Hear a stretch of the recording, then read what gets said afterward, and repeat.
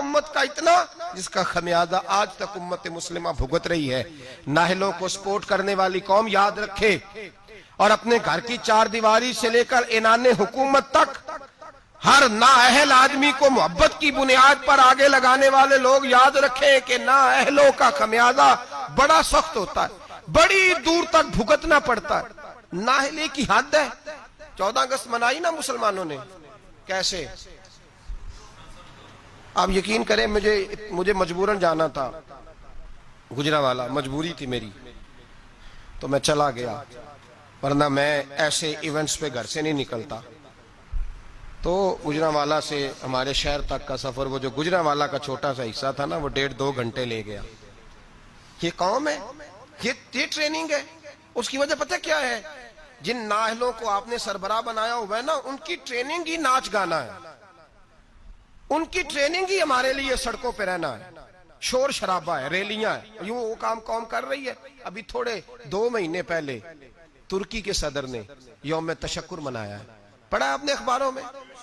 Tayyip Erdogan جس سال فوج نے بغاوت کر دی تو قوم کو کچھ دیا تھا نا، فوجی آ گئے، حالانکہ ٹینکوں کے سامنے کھڑا ہونا کوئی آسان بات ہے، لیکن درجنوں لوگ گھروں سے نکل کے آئے اور ٹینکوں کے آگے لیٹ کے جانے دی، کہا ہمارا حکمران بڑا اچھا ہے، ہم جانے نہیں دیں گے۔ یہ میں آپ کو داستان حضرت عمر بن عبدالعزیز کی نہیں سنا رہا ہوں، اس شخص کی سنا رہا ہوں جو زندہ ہے۔ اور اس شخص نے یوم تشکر منایا تو پتہ کس طرح منایا؟ اس نے کہا صبح سے لے کے دوپہر تک قرآن پڑھا جائے گا، اور عصر سے لے کر مغرب تک ذکر کیا جائے گا، اور فرمایا جب عشاء کی نماز ہو جائے تو میرا سارا ترکی مدینے کی طرف منہ کر کے کہے الصلاۃ والسلام علیکہ یا رسول اللہ، الصلاۃ والسلام علیکہ یا رسول۔ اور یہ والا درود اس نے لکھ کے دیا، لکھ کے۔ پہلے تو میں ان سے پوچھتا ہوں جو کہتے ہیں یہ درود پڑھنا کفر ہے، ترکی تو ہو گیا نا کافر سارا ہی، تو ہو معاذ اللہ نکل گئے، تمہارے فتوے کی زد میں آ گئے۔ الصلاۃ والسلام علیکہ یا رسول اللہ، اس نے کہا یہ یوم تشکر ہے۔ پوری قوم نے رات کو پڑھا، اور جب اس نے اعلان کیا تو علماء اہل سنت نے فیصلہ کیا تو بھی پڑھے گا تو ہم بھی تیرے ساتھ پڑھیں گے۔ پورے ہندوستان میں پڑھا گیا، پاکستان میں، ہماری اس مسجد میں۔ میں نے منسوخ کی مصروفیت اور رات کو دوستوں سے کہا نا یار ہم بھی مل کے پڑھیں گے الصلاۃ والسلام علیکہ۔ او بھائی یہ آپ کا پڑوسی ملک ہے ترکی، یہ قریب ہے آپ کے، وہ یوم تشکر مناتا ہے تو درود پڑھ کے، اور آپ لوگ اتنے بڑے۔ وہ میں رات بھی مصروف رہا، صبح فجر کے بعد بھی ایک جگہ مجھے جانا تھا، میں آ کے لیٹ گیا، اتنے بڑے باجے بچوں کو خرید کے دیے بڑوں نے، لو یوم آزادی منا لو۔ یہ کون سی یوم آزادی ہے؟ یہ جشن منا رہے ہو؟ یہ صرف ہم لوگوں نے ان لوگوں کو چنا ہے جنہوں نے ہمیں صرف شغل میلہ اور یہ گانا باجا سکھایا ہے۔ خدا را آپ دیکھیں کہ اہلیت کہاں ہے، قابلیت کہاں ہے، کون ہے جو میرٹ کے مطابق چل سکتا ہے؟ میرے رسول پاک صلی اللہ علیہ وسلم نے نااہل آدمی کو اگر کسی جگہ بٹھائے تو حضور نے تباہی کی بابت ارشاد فرمایا جب امانتیں نااہلوں کے پاس جائیں گی تو تباہیاں ہوں گی، فسادات ہوں گی، پھر فصلیں اجڑیں گی، علاقے تباہ ہوں گے۔ اہلیت دیکھیں، قابلیت دیکھیں۔ حضرت عمر فاروق رضی اللہ تعالیٰ عنہ کے صاحبزادے بڑے نیک تھے، پرہیزگار تھے، پر انہوں نے بھی اپنے بیٹے کو بنایا۔ کسی صحابی نے ایسی کوئی کوشش نہیں کی کہ اپنے بعد ہم اس کو نسل در نسل وراثت کے طور پر چھوڑ جائیں۔ محبت اپنی جگہ لیکن قابلیت اپنی جگہ۔ مولا جیون رحمت اللہ علیہ پیر تھے اورنگزیب عالمگیر کے، بادشاہ کے۔ تو اورنگزیب کے گھر میں نا ایک بوڑھی اماں رہتی تھی، اورنگزیب بڑا پیار کرتے تھے بوڑھی اماں سے، اس کو ہر کام میں اس سے مشورہ ہوتا تو وہ بوڑھی ہر کام میں محبت کی وجہ سے، وہ معاذ اللہ غلط نہیں تھی لیکن محبت کی وجہ سے اس کو پوچھا جاتا۔ مولا جیون رحمت اللہ علیہ اورنگزیب سے ایک دن کہنے لگے کہ باقی ساری باتیں تو ٹھیک ہیں لیکن اس خاتون کو ہر شے کا نہیں پتا، تو جو اس کے شعبہ جاتے ہیں اس میں تو مشورہ کیا کرو، تو جو اس کا شعبہ نہیں نا اس میں اس سے مشورہ نہ کیا کرو۔ پیار اپنی جگہ اور قابلیت اپنی جگہ، اہلیت اپنی جگہ، جو اس کا شعبہ ہی نہیں۔ اب کوئی فقہ کا عالم جا کے اپنی اماں سے کہے کہ میں نے 2 اصول فقہ لکھنے ہیں تو بتائیں کیا کروں، امام شافعی سے لوں کہ امام مالک سے لوں؟ تو اماں بھی یہی جواب دے گی کہ بیٹے مجھے پتہ ہی نہیں۔ تو جس چیز کا جو آدمی کا شعبہ نہیں اس میں اس آدمی آپ کابل کے پاس جائیں گے، اہل کے پاس جائیں گے، اور اس سے جا کے دیکھیں نا ہمارے ہاں سائنس کے اندر سبجیکٹ رکھے گئے تو اسپیشلسٹ ہونا ایک سبجیکٹ رکھا گیا. ایک آدمی میڈیکل اسپیشلسٹ ہے, پھر اسے آگے بڑھیں گے آپ تو معدے کا اسپیشلسٹ علیحدہ ہے, آنکھوں کا تو آپ نے اگر معدے کے ڈاکٹر سے دوائی لینی ہے تو آنکھ والے ڈاکٹر کے پاس جائیں گے. میرٹ کو دیکھیں گے آپ, جو اہل ہے آپ اس کے پاس جائیں گے. یہ تھوڑی ہے کہ جو اہل ہی نہیں, قابل ہی نہیں, اسے آپ نے رنگی ہے. سیاست دوران تو دیکھیے منزل انہیں ملی جو شریک سفر نہ تھے, جو بیچارے قابل ہی نہیں, ان کو آپ جو ہے وہ والی امانت سونپ دیں گے تو وہ تباہی کریں گے. وہ ملا جیون نے منع کیا, لیکن وہ گھر میں بوڑھی اماں کا بڑا دخل تھا. اورنگزیب عالمگیر نے نا گھر کے اندر ایک شوباز رکھا ہوا تھا, باز. وہ اتنا زبردست تھا کہ وہ جا کے بہت ساری خبریں لے آتا تھا, کئی ملکوں کی خبریں لاتا اور لا کے بتاتا تھا کہ فلان جگہ بغاوت ہو رہی ہے, فلان جگہ سازش ہو رہی ہے, بتایا کرتا تھا. پھر اس میں یہ خوبی تھی کہ جب جنگ ہوتی تو وہ ساتھ ساتھ اڑتا اور آ کے فوج کو بتلاتا کہ یہاں جو ہے وہ کمزوری ہے مسلمانوں کی فوج میں, تو یہاں فوجی بھیجے جائیں. اور اگر کئی دفعہ ضرورت پڑتی تو چونکہ اس کے ناخن بڑے تگڑے ہوتے تھے, اگر کوئی فوجی کفر کا زیادہ تیز ہوتا تو وہ خود حملہ کر دیتا. اتنا کام آتا تھا. بوڑھی اماں چونکہ پیار بڑا کرتی تھی, محبت ہی محبت میں ایک دن اس کو دیکھا باز کو کہ بادشاہ کا باز ہے, تو کہنے لگی ادھر آنا میرے پاس. اب اس کا دخل تھا ہر کام میں, تو اس نے محبت کی. کہنے لگی دیکھ تیرے پر کتنے کتنے بڑے ہو گئے, کسی نے کبھی سوچا ہی نہیں. اس نے کینچی پکڑی اور اس کے پڑ کاٹ ڈالے. پھر اس نے کہا تیرے ناخن دیکھ کتنے بڑے ہیں, کسی نے کبھی سوچا ہی نہیں. اس نے محبت ہی محبت میں اس کے ناخن بھی کاٹ دیے. تھوڑے ہی دنوں کے بعد خبر آئی کہ فلان جگہ ہندو مرہٹوں نے سازش شروع کی ہے, تو بادشاہ نے کہا بلاؤ اس کو جائے. جب اس کے سامنے کھڑا کیا گیا تو بادشاہ کی چیخ ہی نکل گئی, ہائے میرا وفادار, ہوا کیا؟ تو ملا جیون کہنے لگے کچھ بھی نہیں ہوا, تم نے نااہل سے محبت کی تو اس کی تمہیں سزا ملی ہے, تمہیں سزا ملی ہے. تمہیں کہا تھا کہ اس کو شعبہ بانٹ کے دو, اس کو ضرور رکھو ہر چیز میں, لیکن اس کو بتایا جاتا, سمجھایا جاتا. اگر اماں باہر جاتی تو اسے پتا ہوتا کہ اس کے جو ناخن ہیں یہ جنگ کے کام آتے ہیں, اس کے جو پر ہیں یہ اڑنے کے کام آتے ہیں. بادشاہ تڑپ کے رویا, لیکن اب کوئی حل ہو سکتا. اب بات آگے نکل گئی. جب آپ میرٹ کے خلاف چلیں گے, آپ ایسی جگہ پہ جائیں گے, ایسی جگہ جہاں جو آدمی اس کا اہل ہی نہیں, تو وہ تباہی کرے گا. جہاں چڑیاں بیٹھنی چاہیے, اقبال نے کہا کہ زاغوں کے تصرف میں عقابوں کے نشیمن, آئی ہے وراثت میں پیر کی گدی ان کو, زاغوں کے تصرف میں عقابوں کے نشیمن. اقبال کہنے لگا کہ اپنے پیر صاحب کی گدی پہ یہ بیٹھ گیا ہے, پر مصیبت یہ ہے کہ جہاں کبوتر بیٹھنا چاہیے تھا وہاں باز بیٹھ گیا ہے, جہاں بلبل بولنی چاہیے تھی وہاں شیر کو بٹھا دیا ہے, تو وہ کاٹے گا, وہ تباہی کرے گا, وہ تو اپنی درندگی کا مظاہرہ کرے گا. تو یاد رکھیں, نااہل آدمی جہاں بھی آئے گا, جس جگہ بھی آئے گا, وہ مجبور ہوگا اپنی بری عادت سے, وہ باز نہیں آ سکے. اس کے اندر وہ تقویٰ, پرہیزگاری, وہ خصوصیت, وہ صلاحیت جب موجود ہی نہیں تو وہ کیا کرے گا. میرے نبی پاک علیہ الصلوۃ والسلام کے بڑے جلیل القدر صحابی تھے حضرت سعد بن ابی وقاص. ان کو کہا حضرت عثمان نے کہ آپ ایک صوبے کے گورنر بن جائیں, تو انہوں نے آگے بڑھ کے نہیں کہا بسم اللہ گورنر ہی, حالانکہ بڑی خدمات تھی ان کی, وہ لینا چاہتے تو لے سکتے تھے. حضرت سعد بن ابی وقاص فرمانے لگے میں تلوار کا آدمی ہوں, میدان کا آدمی ہوں, میں گورنر ہی نہیں چلا سکتا, میں اس کا اہل نہیں. آپ اس طرح کریں, اس کو بنائیں جو سیاست کے امور, لوگوں کی دیکھ بھال, جو چیزیں جو ہیں وہ کر سکتا ہے اس کے سپرد کرے, میں اس کا اہل, میں فوجی ہوں. فوجیوں کا کام حکومتیں کرنا نہیں ہوتا, فوجیوں کا کام حفاظتیں کرنا ہوتا ہے. حکومتیں کرنا فوجیوں کا کام. تسی بولو تو انو کچھ نہیں ہونے لگا, ویڈیو میری بھی بن دیجئے, میری بھی بن دیجئے. فوجی کا کام حکومت کرنا, میں ذمہ داری سے بات کر رہا ہوں. آئین پاکستان میں نے منگا کے رکھا ہوا ہے, میرے پاس ہے سارا پڑا ہوا.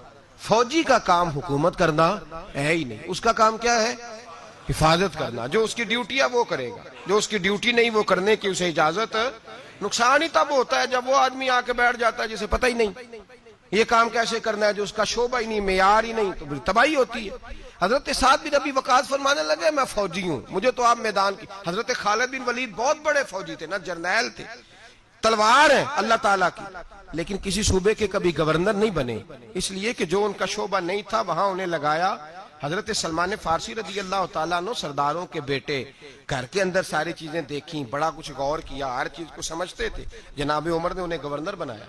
حضرت ابو ہریرہ میں بڑی زبردست صلاحیت تھی، حافظہ بڑا مضبوط تھا، محنت کے بڑے قائل تھے، اپنے اندر جد و جہد رکھتے تھے، شوق تھا، ان کو گورنر بنایا گیا۔ جو آدمی جس چیز کا اہل تھا، اور ایک تاریخ کا ایسا حوالہ دوں گا شاید اس موضوع پر یہ آخری بات ہو، حضرت سیدنا ابو ذر غفاری رضی اللہ تعالی، جاگ کے سنیے، جاگ کے، اور اس پہلو پہ غور کیجئے گا ذرا۔ حضرت سیدنا ابو ذر غفاری، حضور نے فرمایا یہ میری امت کا زاہد ہے، یہ زاہد آدمی، اس کا دنیا داری سے کوئی تعلق نہیں، یہ چھوڑ بیٹھا ہے۔ حضرت ابو ذر غفاری آئے اور حضور کے سامنے کھڑے ہوئے اور بہت سارے صوبوں کی حالت زار بیان کرنے لگے۔ یا رسول اللہ صلی اللہ علیہ وسلم، اس صوبے کی بھی بڑی خستہ حالت ہے، اس صوبے کی بھی، اس صوبے کی حالت زار بیان کر کے کہنے لگے حضور مجھے گورنر بنائیں، میں حالات صحیح کر دوں گا۔ حضور نے فرمایا ابو ذر تو نیک آدمی ہے، تیرے اندر بڑی خوبی ہے، پر گورنری بہت بڑی امانت ہے اور تو کمزور ہے، تو گورنری کی اہلیت نہیں رکھتا، تو گورنری کی قابلیت نہیں رکھتا، وہ تیرے والا شعبہ نہیں۔ اور یہاں حضرت ابو ذر غفاری نے ضد نہیں کی، کہنے لگے خدایا تیرا شکر ہے، تو نے ہمیں ایسا محبوب عطا فرمایا ہے صلی اللہ تعالی علیہ۔ فرمایا یہ خوبی تیرے اندر، تو گورنری نہیں کر سکتا، یہ تیرے والا کام نہیں۔ تو بھائی یاد رکھیں، امانت جب نااہل کے پاس جائے گی، جب اس آدمی کے پاس جائے گی جو اس کا اہل ہی نہیں۔ ہمارے اسکولوں میں ڈھیروں ٹیچر ایسے بھرتی ہیں جن کو پڑھانا نہیں آتا، ڈھیروں ٹیچر ہیں، اب اتنی امانت ہم کہاں سے لے کے آئیں کہ وہ خود ریزائن کر دیں کہ میں پڑھانے کے قابل نہیں، میرا شعبہ نہیں۔ درجنوں لوگ ہیں، ڈگری اور ہوتی ہے، علم اور ہوتا ہے، ایم اے پاس ہونا اور بات ہے، پڑھانے کی قابلیت ہونا اور بات۔ اب لوگ قابل نہیں لیکن لگے ہوئے ہیں، اہلیت نہیں لیکن لگے ہوئے ہیں، شوق ہی نہیں، جذبہ ہی نہیں، کام کر ہی نہیں سکتے لیکن اس کام پہ لوگ لگے ہوئے ہیں۔ یہی حال باقی سارے محکموں کا بھی ہے۔ ہمارے ملک کے اندر صوبہ پنجاب کا ایک ایسا وزیر تعلیم بھی رہا ہے جو دستخط کرنے نہیں جانتا تھا۔ کس شعبے کا وزیر تھا وہ؟ بولیے۔ اسی لیے تعلیم کا بڑا اچھا حال ہے، وہ اپنے دستخط کرنے انگوٹھا لگایا کرتا تھا، اور وزارت کون سی تھی؟ بولیے۔ تو اس کا مطلب ہے اس نے تعلیم بڑی عام کر دی ہوگی، بڑی عام اس نے کر دی ہوگی، اس کو پتہ ہی نہیں، بیچارے کو پتہ ہی نہیں۔ ہمارے ہاں کیا ہوتا ہے، جس آدمی کو جو عہدہ ملتا ہے وہ بھانجے، بھتیجے، خالہ کے بیٹے، ماموں کے بیٹے وہ لے آتا ہے سارے، اب وہ وہاں ایڈجسٹ کرتا ہے، سیٹ کرتا ہے جگہ جگہ۔ اپنے شعبے کو دیکھیں، اگر آپ کے اندر کسی شعبے کی صلاحیت نہیں تو آپ اس کو چھوڑ دیں، علیحدہ ہو جائے، قابلیت نہیں تو علیحدہ ہو جائے، اور آپ کے ذمہ اگر لگے کسی آدمی کو کسی جگہ تعین کرنا تو پھر بھی آپ اس آدمی کو تعین کریں جو بڑا بہترین ہو۔ حضرت ابو بکر صدیق رضی اللہ تعالیٰ عنہ وصال ہو رہا ہے، شدید بیمار ہے، بڑے شدید، اور اتنی سخت حالت ہے کہ مدینے میں نئے سرے سے، لوگ کہتے ہیں اندھیرا چھایا، نئے سرے سے۔ ایک وہ رات تھی جب حضور نے وصال کیا، اور ایک آج رات ہے جب ابو بکر کے وصال کا وقت ہے۔ حضرت ابو بکر صدیق کے پاس درجنوں لوگ گئے، آپ کے بعد کیا ہوگا؟ جناب صدیق اکبر نے فرمایا عمر کو بلاؤ، عمر کو۔ حضرت فاروق اعظم تشریف لائے تو جناب ابو بکر صدیق نے صحابہ کے مجمع پہ نظر ڈالی اور ایک تاریخی جملہ کہا، تاریخی جملہ، فرمانے لگے میں دنیا سے جا رہا ہوں، یہ وہ وقت ہے جب بہت بڑا جھوٹا بھی سچ بولنے لگتا ہے، وہ سامنے مجھے قبر نظر آ رہی ہے، بہت بڑا جھوٹا بھی سچ بولتا ہے اس موقع پر۔ فرمایا میری تم سے گزارش ہے کہ میرے بعد عمر فاروق کو اپنا امیر بنا لینا۔ حضرت عمر دوڑ کے آئے، کہنے لگے حضور میں ڈنڈے کی زبان بولنے والا شخص ہوں، مزاج میں سختی ہے، کس طرح کام چلے گا؟ آپ نے فرمایا عمر تجھے تیری ماں روئے، میں نے تجھے ساری زندگی دیکھا ہے، اس امت کو تیری ضرورت ہے۔ حضرت عمر فاروق کو پابند کیا تو ایک صحابی پھر بولے، کہنے لگے ابو بکر اللہ کے پاس جا رہے ہو، کیا جواب دو گے؟ حضرت ابو بکر صدیق فرمانے لگے رب کریم نے اگر مجھ سے پوچھا نا میرے بعد میرے محبوب کی امت کا کیا کر کے آیا ہے تو میں عرض کروں گا اے اللہ جو تیرے بندوں میں سب سے اچھا تھا اسے مسلمانوں کا نگران بنا کے آیا۔ جو سب سے بہترین تھا. بیٹے موجود ہیں, بھتیجے موجود ہیں, مسلمان ہیں, صحابی ہیں, نمازی ہیں. فرمایا جو سب سے اچھا ہے تقوی کے لحاظ سے, پرہیزگاری کے لحاظ سے میرٹ بنائیں. کبھی زیادتی نہ کریں, کبھی زیادتی نہ کریں, کبھی ظلم نہ کریں. ایک بات سنانے لگا ہوں آپ کو, بڑی اہم بات. حضرت امام محمد بن حسن شیبانی رحمۃ اللہ علیہ بیٹے کا رشتہ لے کے گئے, اور ایسے گھر میں رشتہ طے ہونے لگا جس گھر کی بہت بڑی بات تھی, بہت بڑی بات, مکمل ہو گئی بات چیت. یہاں تو ہمارا حال یہ ہے کہ لوگ اسی کالونی میں کرائے کا مکان خریدتے ہیں رشتہ کرنے کے لیے, ادھار 3-4 گاڑیاں پکڑ کے کھڑی کرتے ہیں. میرے پاس طلاق کے کیس آتے ہیں تو پھر مجھے سننے کا موقع ملتا ہے یہ باتیں. کرائے کا مکان لیا, 3-4 گاڑیاں, 2-4 گن مین, اتنی دیر جتنی دیر بچی کا رشتہ. جب شادی ہو گئی تو پھر گاؤں چلے گئے, گاڑیاں واپس ہو گئی. اب جو رشتہ گاڑی کی بنیاد پہ ہوا تھا وہ کتنی دیر قائم رہ سکتا ہے؟ ختم ہو گیا. جتنی دیر گاڑی تھی قائم تھا, جتنی دیر مکان تھا قائم تھا, وہ ختم ہو گیا. رشتے جو ہوتے ہیں وہ اعتبار پہ قائم ہوتے ہیں. تو امام محمد بن حسن بیٹے کا رشتہ کرنا چاہتے تھے تو ایک گھر کے اندر رشتہ کیا بچے کا. بڑے نیک لوگ تھے, پرہیزگار تھے, رشتہ طے ہو گیا. ایک شام امام محمد بن حسن شیبانی ان کے گھر گئے تو فرمانے لگے تمہاری بیٹی کو کتنے رشتے ملتے تھے؟ انہوں نے کہا حضرت سارا بغداد جتنے معززین نیک لوگ تھے سب رشتہ دیتے تھے, لیکن جب آپ کے گھر کا پتہ چلا تو آپ کی بزرگی, آپ کی محبت, آپ کا پیار, آپ کا وقار, دبدبا, ہم نے سوچا کہ اگر امام صاحب کے گھر میں بیٹی چلی جائے تو کیا بات ہے. آپ فرمانے لگے تم اپنی بیٹی کی شادی کہیں اور کر لو. کہ حضور کیوں؟ فرمانے لگے تم نے مجھے دیکھ کے رشتہ دیا ہے, بیٹا دیکھ کے نہیں دیا. تو میں تو بوڑھا آدمی ہوں, کسی وقت بھی دنیا سے چلا جاؤں گا, اس نے تو بچی نے تو وہاں وقت گزارنا ہے. کہ حضور ہمیں قبول ہے. فرمایا نہیں, میرے بیٹے میں خامی ہے, تم اس کا رشتہ کہیں اور کر لو. کا وجہ؟ فرمایا تم کر لو, تمہیں کہا نا.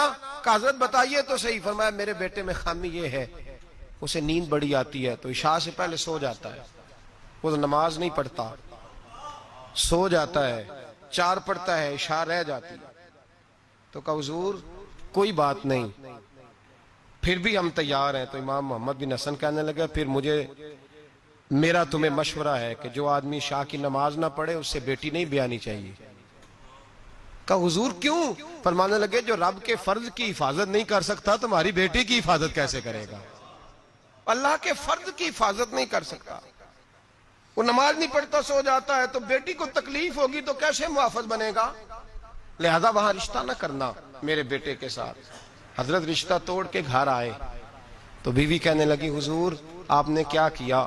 پورے بغداد میں شور ہو گیا ہے کہ باپ بیٹے کے مخالف ہو گیا ہے, باپ بیٹے کی جڑوں میں بیٹھ گیا ہے, باپ نے اپنے بیٹے کا اتنا معزز گھرانے میں رشتہ ہوتا توڑ دیا ہے.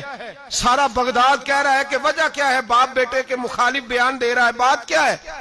تو حضرت محمد بن حسن فرمانے لگے میں دنیا کے سامنے رسوا ہوا مجھے پرواہ نہیں, میں اللہ رسول کے سامنے سرخرو ہو گیا. وہ بیٹی جو تہجد گزار ہے, عبادت گزار ہے, جو نیک ہے, میں اس بیٹی کو اس کے ساتھ بیاہ دیتا جو عشاء کی نماز بھی نہیں پڑھتا. فرمایا مجھے پتا ہے کہ اس گھرانے میں رشتہ کرنا بہت بڑے اعزاز کی بات ہے, لیکن میں وہ امانت نااہل کے سپرد نہیں کر سکتا, میں نے منع کر دیا. اور میرے بھائی جھوٹ بولتے ہیں لوگ اپنے بیٹے کی خاطر, جھوٹ بولتے ہیں, اور پھر پتہ کیا کہتے ہیں؟ پہلے جھوٹ بولتے ہیں, ناراض ہونا ہو تو ضرور ہوئیے گا, پہلے جھوٹ بولتے ہیں, بڑا با اخلاق ہے, بولتا ہی نہیں, پھر کہتے ہیں تمہارا میاں بیوی کا معاملہ ہے. تو رشتہ طے کرتے وقت بھی میاں بیوی کو کہنا تھا آپس میں طے کر لیتے, نکل گئے آرام سے. بیٹی کی عظمتیں بیان کرنے کی باری تھی تو کہتے رہے کہ رابعہ بصری ہے, اس وقت تو کہتے رہے کہ یہ کیا بات ہے اس کی, یہ تو حضرت بایزید کی اماں کی طرف پرہیزگار ہے. اور جب سسرال والوں نے شکایت کی, لڑکے نے آ کے کہا کہ سمجھائیے تو کہا تمہارا میاں بیوی کا معاملہ ہے. کیسی بات کرتے ہو, تم نے نااہل کے سپرد کر دیا اہل کو, ظلم کر دیا. میں نے وہ بیٹیاں دیکھی ہیں جنہوں نے رو کے وقت گزار دیا, اور وہ بیٹے دیکھے ہیں, وہ بیٹے دیکھے ہیں جو باپ کی ضد کی بھینٹ چڑھ گئے, جو ماں نے دوپٹہ رکھ دیا پیروں پہ, تو نے میری مرضی سے نہ کیا تو مر جاؤں گی, اور اماں پھر پردے میں چلی گئی اور تباہ کر دیا اس بچے کو. ہم یہ سوچتے ہی نہیں کہ میرٹ نہیں، اہلیت نہیں، قابلیت نہیں. اور یہ ظلم جو ہم گھر میں شروع کرتے ہیں، یہی ظلم ہم نے اینڈ سیاست تک کیا. پھر یہ دیکھا کہ محلے کا چودھری میرے گھر آ گیا، یہ دیکھا ہی نہیں کہ قوم کے لٹیرے کو سربراہ بنانے لگا ہے. یہ صرف اتنا دیکھا کہ 2-4 بڑے بڑے لوگ میرے گھر آ گئے، یہ دیکھا ہی نہیں کہ ڈاکو، چور، ظالم، خائن اور سارے کھرے چوری کے جس کے گھر جاتے ہیں اسی کو نگران اعلیٰ مان لیا. یہ دیکھا ہی نہیں، سوچا ہی نہیں، یہ کبھی خیال ہی نہیں کیا کہ کس کے حمایتی بننے لگے. کبھی خیال ہی نہیں آیا ہمیں. سفارش بہت بڑی ذمہ داری ہوتی ہے. ہم جس کی مرضی کر دیتے ہیں، جس کے حق میں مرضی بول لیتے ہیں، جو مرضی ہم سوچ لیتے ہیں. میرے نبی پاک صلی اللہ علیہ وسلم نے معیار کی بات فرمائی. معیار کی. اسلام مقدار کا تو قائل ہی نہیں، اسلام تو معیار کا قائل ہے. مقدار کیا ہوتی ہے؟ زیادہ ہونا کو بات ہے، معیاری ہونا بات ہے. معیاری میرے رسول پاک صلی اللہ تعالی علیہ وآلہ وسلم. آج یہ بھی ایک مجمع ہے نا جی، وہ پیر صاحب کے مرید بڑے ہیں، اس پارٹی کے ممبر بڑے ہیں. اور آپ کے ملک میں نظریاتی لوگ تو ویسے ہی ختم ہو گئے. نظریاتی لوگ ختم ہو گئے. اب تو جس پارٹی میں رش زیادہ ہوتا ہے سارے ایم پی ایم میں نے ادھر ہی چلے جاتے ہیں. یہ نظریاتی نہیں ہوتے، یہ رش کے لوگ ہوتے ہیں. یہ کل رش کا ہی ہو. ملا رومی رحمت اللہ تعالی علیہ آپ فرماتے ہیں ایک درویش گزر رہے تھے تو وہ کھانا کھا رہے تھے، منہ میں لقمہ تھا تو بوٹی کھا کے باقی ہڈی پھینکی تو کتا ان کے پیچھے لگ گیا. بڑا پیارا، بڑا خوبصورت تھا، بڑا معیاری تھا. تو حضرت نے روڑا مار کے پیچھے بھگا دیا. آپ کے ساتھ خادم تک کہنے لگے حضور اتنا پیارا کتا ہے اور آپ کے پیچھے لگا تھا تو آپ کے بچے خوش ہوتے، گھر جاتا تو مجھے بڑا پیارا لگا ہے. آپ فرمانے لگے مفت میں پیچھے لگتا تو وفادار تھا، یہ تو ہڈی دیکھ کے پیچھے لگا ہے. مجھ سے کوئی اچھی ہڈی ڈالے گا تو اس کے پیچھے لگ جائے گا. تو مجھے وفادار کی ضرورت ہے، ہڈی والے کی ضرورت نہیں ہے. پر میں کسی اور کے پیچھے لگ جائے گا، کیا ضرورت پڑی ہے اس کو پیچھے لگانے. یہاں نظریاتی لوگ تو ختم ہو گئے، وہاں رش زیادہ ہے. اور اب ایک اور لوگ سوال پوچھتے، کہتے وہ اتنے بندے جا رہے ہیں سارے غلط ہیں، فلانی جماعت میں اتنے بندے زیادہ لوگ ادھر ہیں تو سارے غلط ہیں. بھائی کافر آج بھی زیادہ ہے دنیا میں، کفر آج بھی زیادہ ہے. اگر تعداد پہ جاؤ گے تو کیا پھر اکثریت کو صداقت کی دلیل قرار دے دو گے؟ میں نے ایک دفعہ حاجی صادق صاحب رحمۃ اللہ علیہ سے کہا، میں نے کہا حضور ہمارے پاس تو تھوڑے تھوڑے لوگ ہیں تو باقی اتنے لمبے چوڑے آستانے اور یہ وہ، تو آپ کی آواز کون سنے گا؟ تو وہ لوگ مرعوب نہیں ہوا کرتے تھے، ان پہ روب نہیں چڑھا کرتا تھا، وہ روب ڈالا کرتے تھے.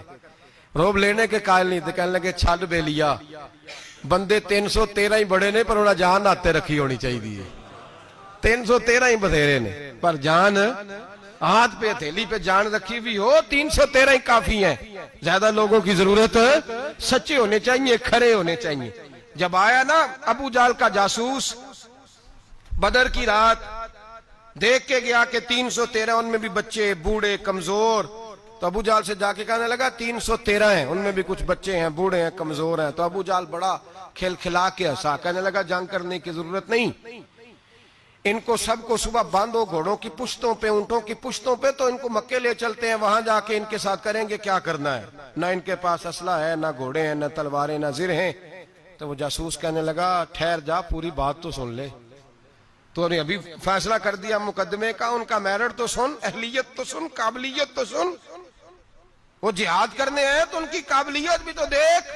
یہاں کبھی صدام حسین کا جرنیل بک جاتا ہے، کبھی افغانستان کے 2-4 لوگ بک جاتے ہیں، کبھی کسی ملک کے بکتے ہیں. یہ اندر سے بکتے ہیں تو کافر کو موقع ملتا. یہ اندر سے نہ بکیں تو مسلمان کے تو نام میں ہی بڑی قوت ہے. اس کے تو خالی نام کے اندر اللہ نے بڑا جاہ و جلال رکھا ہے. وہ جاسوس ابھی کافر ہے. ابو جال سے کہنے لگا پوری بات سن لے، ہے وہ 313 پر ان میں سے واپس جانے کا ارادہ کسی کا بھی نہیں. وہ کفن باندھ کے آئے ہیں، وہ کفن باندھ کے آئے ہیں، واپس جانے نہیں آئے. تو لایا ہے شراب کے نشے میں دھت کر کے، تو کہتا تھا ساری رات اون سیبا کر کے کھلاؤں گا، لیکن وہ سارے جان